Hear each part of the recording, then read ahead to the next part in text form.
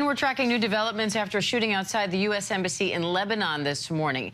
Video circulating on social media shows an armed man running near the building in Beirut.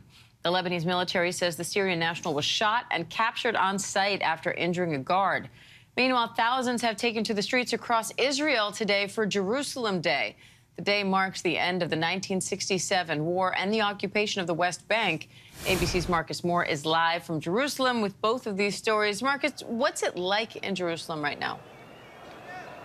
Well, Diana, a highly tense, very tense scene here in Jerusalem. You may be able to hear the commotion, the chants off in the distance to my right in front of Damascus Gate. While behind me, you can see a part of the sea of people that we have seen coming here to Damascus Gate to take part in this participation, to participate in this march and this rally. But I want to show you really the juxtaposition of what we've seen on that side versus here in East Jerusalem.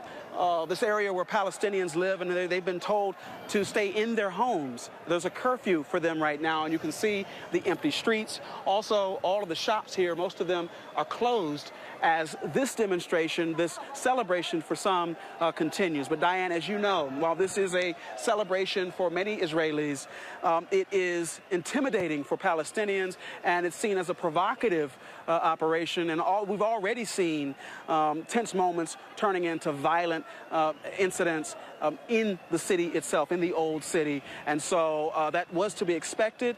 The question now remains to be seen whether more violence will happen and just how this march will wrap up today.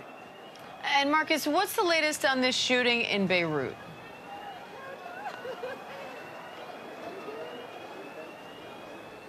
Marcus, I'm not sure if you can hear me. What's the latest on the shooting in Beirut?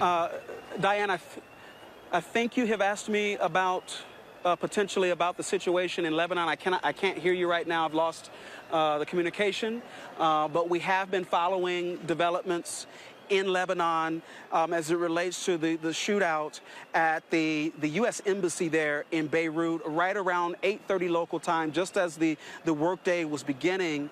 There are reports of a man with a gun involved in a shootout there right outside the front gates of the U.S. Embassy there. We understand from Lebanese officials that that man was wounded and taken to an area hospital for treatment. But in terms of his identity, we don't know that. It's also unclear what the motive may have been for the situation.